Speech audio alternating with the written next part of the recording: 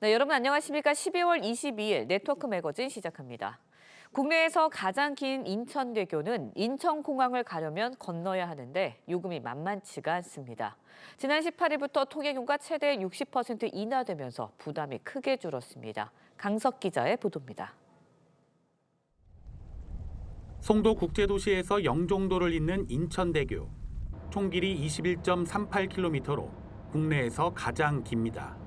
통행료는 소형차 5,500원으로 왕복할 경우 10,000원을 훌쩍 넘습니다.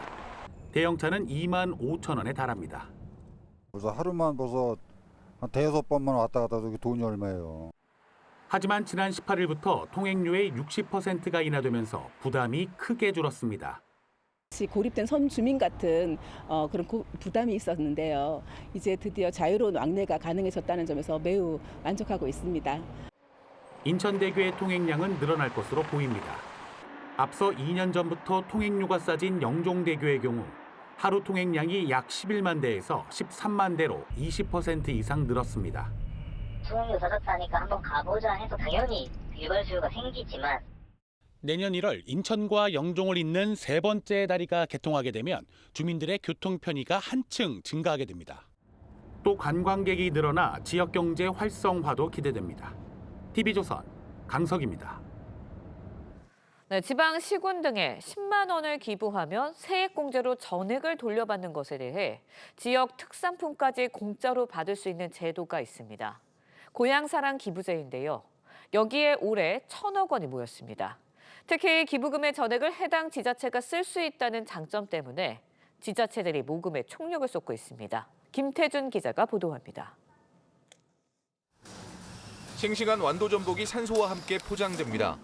대전 성심당빵과 광주 전라도 김치, 영덕 오징어까지 이들의 공통점은 공짜라는 겁니다. 고향사랑 기부제로 10만 원을 내면 3만 원짜리 지역 특산품을 무료로 받을 수 있는데 지역 상인들에게도 큰 도움이 됩니다. 또 이제 상인들도 이런 걸로 인해서 더 많은 판매를 할 수 있기 때문에 많이 도움이 되고 좋은 것 같습니다. 기부금도 10만 원까지는 세액공제로 전액 돌려받을 수 있어 2023년 시행 첫 해 651억이던 기부금은 올해 1,000억 원을 넘어섰습니다. 지자체에서 예산이 아무래도 좀 부족하다 보니까 지역 현안을 해결하는데 기부금을 모아서 많이 활용하고 있습니다. 산불 피해를 입은 산청군에선 이재민이 다시 일어설 수 있는 힘이 되고 완도군에서는 유소년 야구팀의 꿈을 응원합니다. 교통비, 숙박비 이런 부분들이 많이 부담이 되는데 그런 부분들이 많이 해결이 돼서 정부는 내년부터 기부금 세액공제율을 높여 제도를 더 활성화시킬 방침입니다. TV조선 김태준입니다. 네, 설악산 오색 케이블카는 환경 파괴 논란 끝에 사업 추진 40년 만에 착공에 들어갔지만 희귀식물 때문에 속도를 내지 못하고 있습니다. 희귀식물을 옮겨 심느라 이달 말이면 제대로 된 공사도 못한 채 공원사업 시행 허가가 끝이 나는데 환경단체가 허가 연장에 반대하고 나섰습니다. 이승훈 기자가 취재했습니다. 2년 전 착공한 설악산 오색 케이블카 건립 사업 현장. 하부 정류장을 제외하곤 벌목조차 되지 않았습니다. 공사 시작 때부터 희귀식물 군락이 발견돼 6개월 전 옮겨 심기를 끝냈는데 희귀식물이 또 발견돼 제대로 된 공사는 시작도 못하고 멈춘 겁니다. 공원사업 시행 허가 기간은 이달 말 끝납니다. 사업자인 양양군은 희귀식물이 새롭게 발견되면 추가 이식하는 것으로 이미 협의됐다며 국립공원관리공단에 공원사업 시행 허가 연장을 신청했습니다. 다 협의를 하면서 진행했기 때문에 그런 데 필요한 시간들이 있었다라는 건 공단도 다 알고 있고. 하지만 환경단체들은 희귀식물을 보호해야 한다는 환경영향평가 협의 조건을 충족하지 못했다며 연장에 반대하고 나섰습니다. 희귀식물 이식공사에 실패하면서 실제 가설삭도와 본삭도 추진을 한 공정이 내년 6월 이후로 미뤄진 여러 가지 귀책 사유들. 강원도는 허가 연장이 결정되는 대로 희귀식물 이식을 마치고 2027년 사업을 마무리하겠다는 계획이지만 환경단체의 거센 반발에 사업에 다시 제동이 걸릴 가능성도 배제할 수 없습니다. TV조선 이승훈입니다.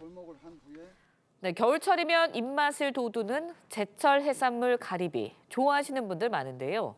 경남 고성 자란마는 우리나라 가리비 생산량의 70%를 차지합니다. 하지만 지난 여름 고수온 등으로 인해 폐사가 잇따르면서 어민들의 시름도 깊어지고 있습니다. 이성진 기자가 취재했습니다.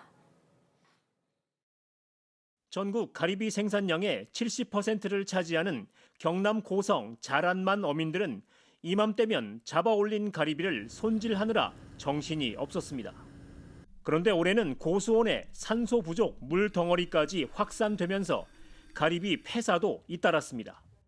상당히 두꺼운 층으로 이제 발생을 했고 가리비 채롱이 그 수심층에 거의 다 영향을. 수확한 가리비를 씻으면 빈 껍데기만 남은 게 10개, 3개꼴로 나오며 이렇게 수북히 쌓입니다. 예년에 비해 생산량이 40% 가까이 줄어들 것으로 예상되는 상황에서 생계가 걸린 어민들은 한숨만 내쉽니다. 많은 피해를 입은 데는 진짜 한 마리, 두 마리 살았고 질량 폐사였었거든요. 중국산 가리비 수입까지 늘어 도매가는 2년 전과 비교해 절반 수준에 불과합니다. 실질적으로 2,000원도 상당히 잘 받는 거예요. 고성군은 판촉 행사 등을 계획하고 있지만 지역 경제에 얼마나 도움을 줄지는 미지수입니다. TV조선 이성진입니다. 네, 최근 고속도로를 건설해달라는 자치단체들의 요구가 잇따르고 있는데요. 강원도와 경상 내륙 등 상대적으로 교통이 낙후된 지역뿐만 아니라 대도시인 울산 등도 가세했습니다. 그 이유가 무엇인지 김동영 기자가 취재했습니다. 로봇팔이 부지런히 움직여 자동차의 문을 만듭니다. 완성된 문은 지게차로 옮겨 한쪽에 차곡차곡 쌓습니다. 자동차 부품을 만드는 이 회사는 완성품의 대부분을 울산에 있는 완성차 업체에 납품합니다. 경부고속도로를 이용해 트럭으로 수송하는데 경북 영천을 거쳐 경주로 돌아가야 합니다. 하루에 한 100회 정도 이렇게 지금 물류가 왔다 갔다 해야 되는데 경북 경산에는 이런 자동차 부품 회사가 2,000곳이 넘습니다. 경상북도와 울산시 등 관련 3개 지자체는 물류비 절감을 위해 국토교통부에 새 고속도로 건설을 요구하고 나섰습니다. 적지 않은 물류비 비용 절감 차원에서는 아주 경쟁이 있다고 생각하고요. 경북 경산과 울산을 바로 잇는 고속도로를 만들면 25km가 단축돼 한 해 1,800억 원 이상의 물류비가 절감될 것으로 추산하고 있습니다. 생산 우리 활성화도 시킬 수 있고 연구 개발비로 환원되고 있으면은 오히려 고용 창출이 늘어나고. 세계 자치단체는 공동 건의문을 국토교통부에 전달하고 이를 수용할 때까지 서명 운동을 벌이는 등 함께 대응해 나가기로 했습니다. TV조선 김동영입니다.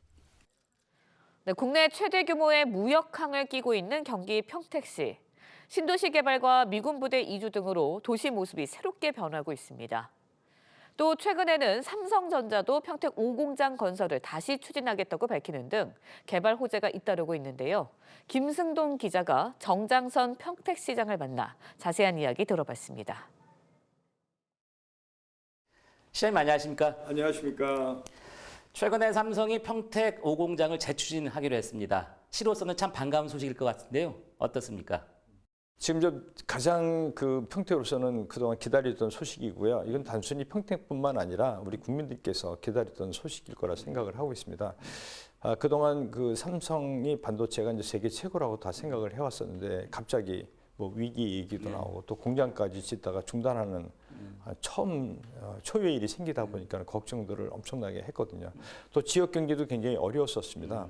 그 많은 인원들이 와서 일을 하다 갑자기 빠져버리게 되니까는 식당부터 시작해서 택시, 심지어는 무슨 이렇게 오피스텔까지 다 심각하게 영향을 받아서 어려웠고 더 시도 솔직하게 말씀드리면 재정이 굉장히 어려웠었습니다. 근데 그보다 더 걱정되는 거는 삼성이 진짜 심각한 문제가 있는 것인가, 진짜 그렇게 큰 어려움이 있는 것이 이걸 더 걱정했었는데 다시 이제 재개를 하고 있고 또 요새 삼성 분들 만나면은 다시 옛날에 그 활기를 되찾고 있어서 정말 다행으로 생각하고 있습니다.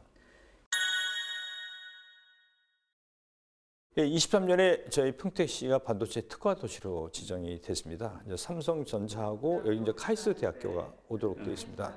같이 이렇게 연결해서 반도체 특화 도시로 지정이 됐고요. 그래서 저희들은 앞으로 굉장히 이제 빠르게 더 이것을 보완을 해나갈 텐데 그 핵심은 반도체 생태계 완성입니다. 삼성전자와 협력 업체들을 유기적으로 잘 이렇게 네트워크가 잘 연결돼서 효율화를 높이는 작업들을 하는 걸 최우선 목표로 지금 하고 있고, 또 여기에 맞춰서 많은 인력을 저희들이 배출을 해야 되지 않습니까? 그래서 지역에 있는 평택대학교, 국제대학교, 한경대학교가 이미 반도체 학과를 만들었고, 여기 마이스터 고등학교나 관련 고등학교에서도 반도체 관련 인력을 지금 계속 양성을 지금 추진을 하고 있습니다. 칼수 대학교가 이제 고급 인력을 저희들이 양성하게 될 거고, 그래서 필요한 인력들을 저희가 이제 충분히 양성을 하는 작업도 하고 해서 반도체 생태계 완성을 저희들이 빠르게 만들어 주는 것이 우리 반도체 산업에 큰 기여하는 것이고, 또 우리가 역할이라고 생각해서 그 부분에 모든 노력을 다하고 있습니다. 저희가 이미 이제 국토부로부터 수소 도시로 저희가 지정이 오래전에 됐고요. 평택항을 우리나라 최초로 수소항으로 지정이 됐습니다. 그래서 여기 관련해서 이제 공공용 수소 생산도 최초로 시작을 했고, 또 탄소 포집, 거기서는 탄소 포집 시설도 우리나라 최초로 했습니다. 그다음에 수소 교통기지도 우리나라 최초로 만들었고, 그리고 이제 평택항에 이제 카캐리어 등 큰 차들이 많이 다니지 않습니까? 그래서 환경부로부터 수소 모빌리티 특구로 최초로 평택시가 지정이 됐습니다. 그래서 저희는 이제 수소를 앞으로 생산하고 또 우리 공급을 받아서 공급하는 것뿐만 아니라 저희는 이걸 산업으로 또 연결시켜야 되지 않습니까? 그래서 청정수소 인증센터가 산자부로부터 저희가 이제 결정이 돼서 곧 만들어집니다. 그럼 거기서는 인증하는 것뿐만 아니라 이걸 산업적으로 어떻게 연결할 것인가, 연구 기능뿐만 아니라 실증까지 다 하는 그런 국가기관에 이제 들어오게 됩니다. 그러면 저희들이 수소 생산과 보급, 그다음에 연구, 이거 산업으로 가는 그런 연결 역할, 이런 것까지 평택에서 다 할 수 있는 그런 우리나라 아마 세계적으로도 거의 최초가 되는 도시가 될 것으로 보고 있고, 저희는 이제 미래 에너지에 있어서 수소 발전까지 계획을 하고 있다, 이렇게 말씀드릴 수 있습니다. 제가 이제 정치를 한 지가 오래됐어요. 제가 95년도 경기도의원으로 시작해서 국회의원도 한 3번을 했고, 이제 시장을 했는데 거의 30년 가까이 했거든요. 시대가 워낙 빠르게 변하고 있지 않습니까? 워낙 빠르게 변하고 있고, 그래서 이제 제 역할은 여기까지라고 생각하고 있고, 이런 새로운 시대, 좀 워낙 변화가 많고 하니까는 좀 젊은 사람들이 새로 이어서 평택시를 더 발전시켰으면 좋겠고, 이게 국가 발전으로 이어지도록 했으면 좋겠다 해서 결정한 거고, 저는 이제 또 제 새로운 삶을 찾아서 갈 생각입니다. 평택은 우리가 생각하보다 훨씬 안보적으로 중요한 도시입니다. 그러니까는 저희가 오키나와보다 더 중요하다고 생각하는데 잘 모르고 있거든요. 여기가 세계 최대의 미군 기지가 있잖아요, 선풀이. 그다음에 오산 공군기지라고 하는데 평택에 있는 겁니다. 그러니까 여기 또 공군, 우리나라의 가장 핵심인 공군 다 있습니다. 공군 작전사령부까지, 또 미 7공군 포함해서 이함대 사령부. 그러니까 안보적으로 평택이 엄청 중요한 도시입니다. 또 그러면서 첨단 도시가, 첨단 산업이 발전하는 도시가 평택이고요. 반도체, 수소, 자동차 등. 그러니까 우리나라에서 보면, 또 세계적으로 보면 이렇게 드문 경우입니다. 그러니까 군사기지가 대규모로 있으면서도 첨단 산업이 발전하는 도시 평택입니다. 그래서 저희는 그래서 자부심을 갖고 있고, 이런 것들이 결국 우리 대한민국을 안전하게 지키면서도 또 발전시키는 그 핵심 요소들이지 않습니까? 그래서 이런 것들을 다음 시장이나 또 다음 정치하는 분들이 계속 이어서 이게 국가 발전의 원동력이 될 수 있도록 잘 해나가길 바라고 적극 응원할 생각입니다. 시장님, 오늘 말씀 감사합니다. 감사합니다. 네, 오늘 네트워크 매거진은 여기서 마치겠습니다. 시청해주신 여러분 고맙습니다.